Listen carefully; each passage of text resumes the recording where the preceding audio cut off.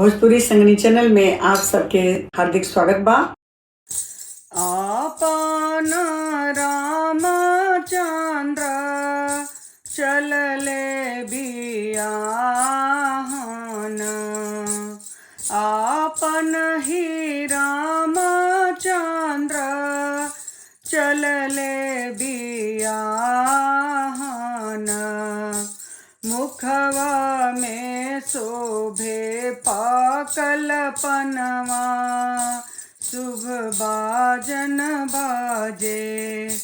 मुखवा में शोभे पाकल पनवा, शुभ बाजन बाजे।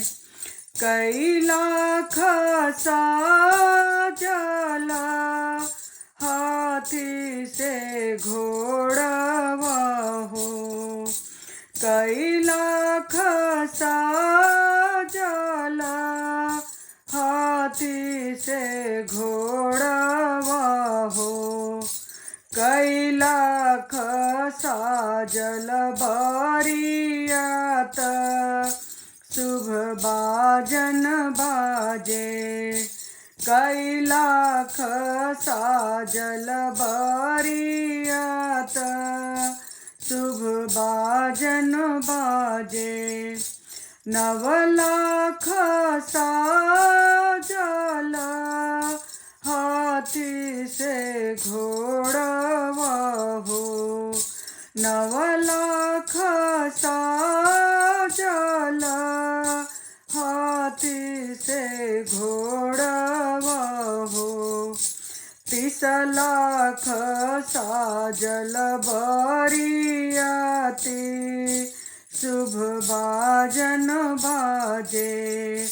30 लाख साजल बारियाती, शुभ बाजन बाजे। सब कर बरतिया जा नकपुर पहुँचल, सब कर बरतिया जा नकपुर पहुँचल। सीता जी के हो बियाहवा, शुभ बाजन बाजे। सीता जी के हो बियाहवा, शुभ बाजन बाजे।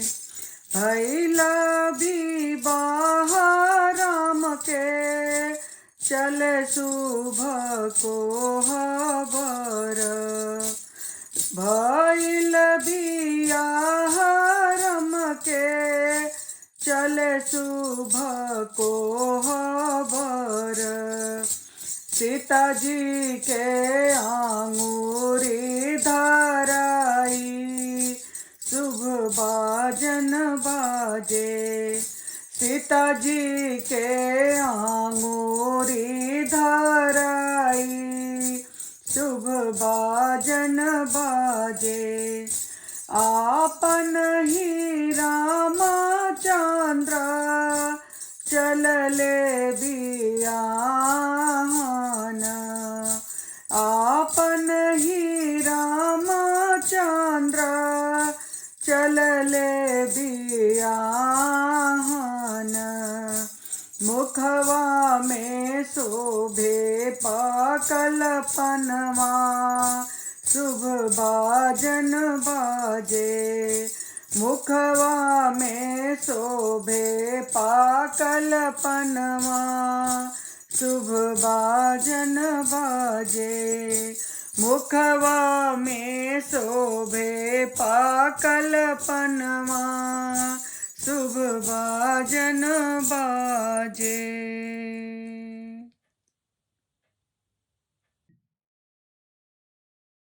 आप सबके ई बियाह गीत कैसा लगल? अगर निक लगल तो शेयर और सब्सक्राइब जरूर करें।